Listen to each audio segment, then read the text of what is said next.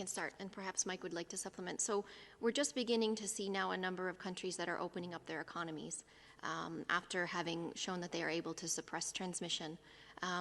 The countries that are further along in this are countries across Asia. And we do see that countries like China, Japan, Korea, Singapore have lifted some of these public health and social measures in a slow and a controlled way.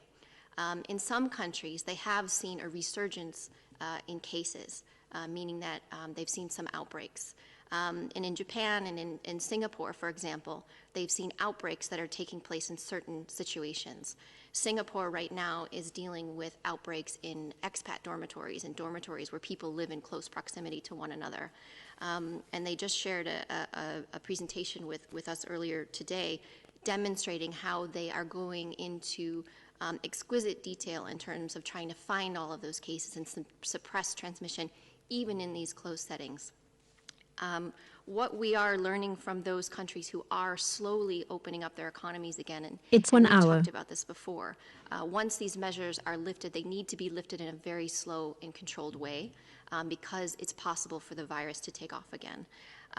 Countries are improving their systems to identify the virus, identify people who are infected with that virus through increasing their testing capacity, through increasing their ability to do contact tracing, where they're making sure that the beds in the hospitals are free so that they can care for patients depending on the severity of their systems.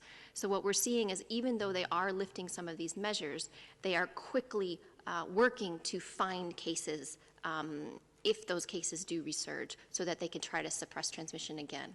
I think we're going to be in a situation where we may need to lift some of these measures, but be ready to quickly identify those cases. There may be sort of a push and pull for some time as we try to really work and suppress this virus across the globe. Thank you very much. Next question is for our friend Geneva-based journalist Peter Kenny, representing South Africa media. Peter, can you hear us?